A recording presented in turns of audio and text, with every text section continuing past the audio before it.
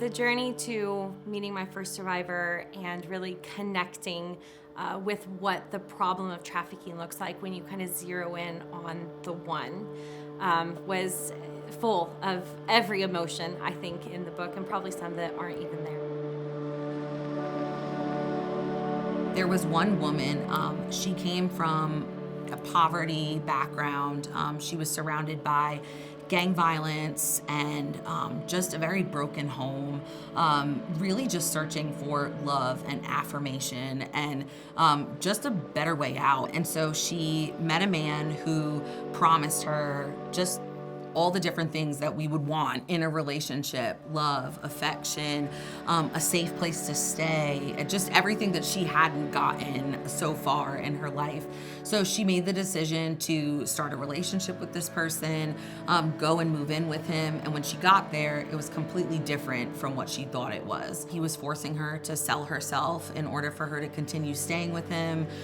There was physical abuse, sexual abuse, those types of things going on. And eventually one day, she made the brave decision where she was like, enough is enough, I'm out of here, I'm leaving. She fled, she got connected with law enforcement, and that's where she was connected with A21. I remember the day we got the call from an FBI victim advocate saying, I have a survivor of trafficking and I'd like you to meet with her. And I put on probably 40 different outfits that day trying to decide what do you wear when you meet a victim of human trafficking. I was so nervous and scared about saying the wrong thing or doing the wrong thing. And I showed up there and it just was nothing that I expected in the absolute best way possible. She was just like me. She had dreams already. She was ready to go and build her new life. And that was such a shock to me, thinking that they needed to be in this protective bubble for months or even a year. But instead, they're actually just ready to gain their freedom back, something that has been missing for the entire time that they were in trafficking.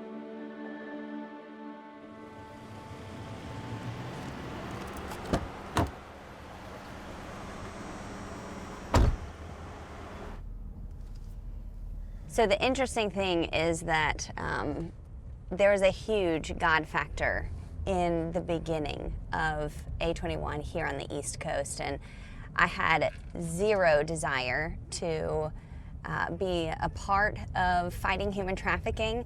In fact, it felt kind of like God asking me to go to Nineveh.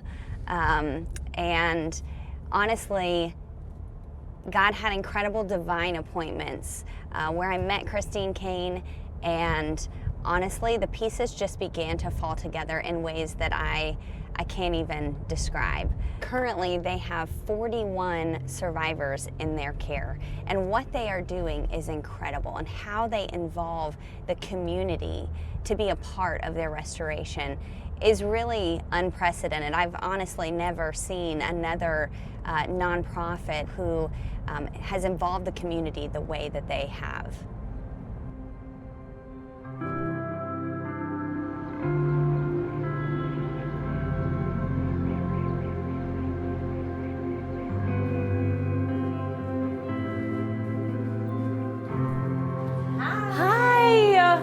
It's so good to see you. Oh my gosh, it feels like forever. No, welcome to Charlotte. So we can't wait to. I really want people to know about A21. It's such a passion point for me, and just being here in the Freedom Center is so exciting to me because honestly, it's just been a dream. Talk to me a little bit about maybe a little bit of our story, your story, and how the Freedom Center came to be. Yeah, of course. So obviously, you know, A21 started in 2008 when Nick and Chris Kane decided that they wanted to see human trafficking eradicated completely across the globe. And so they started in mostly Europe. And then, of course, in 2011, we really started to get excited about ending human trafficking down in Charleston, South Carolina.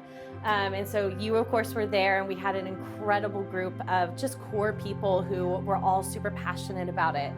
And so I remember I came to one of the first interest meetings in 2011, and then we just kind of did all this behind the scenes work. And in 2012, we officially launched, and we became the East Coast office of A21 USA.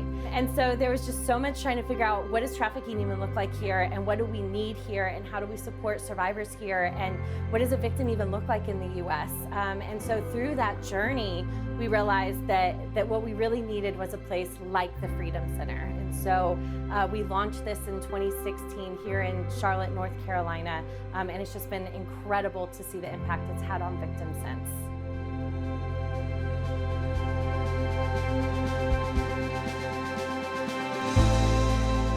So the Freedom Center, to me, is really just a place for survivors, period. From the paint on the walls to the life-giving words that we post, from the job ideas and the travel ideas that were everywhere, we as staff just get the opportunity to be a part of a place for survivors. That's really who it was designed for. So it's really a constant in their lives, regardless of where they're at. The Freedom Center acts as that constant place for them, whether they need rest, whether they need to just kind of like decompress after a really hard day, whether they want to work on goals or they want to, sit down and flush things out with their caseworker. The Freedom Center is specifically designed for them and whatever it is that they need in that moment of life.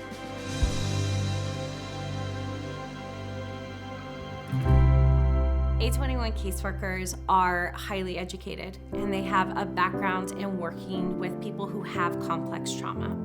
They are so equipped to work with survivors of trafficking and help them reach that end goal.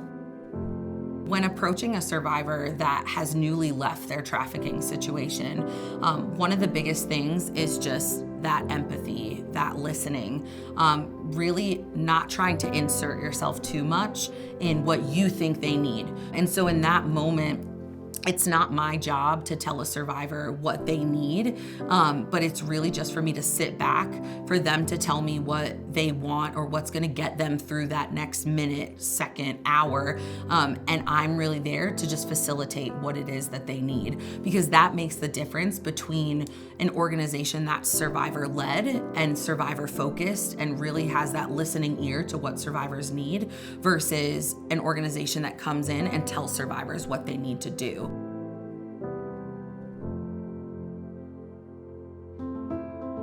The cost of somebody whose life has been completely shattered.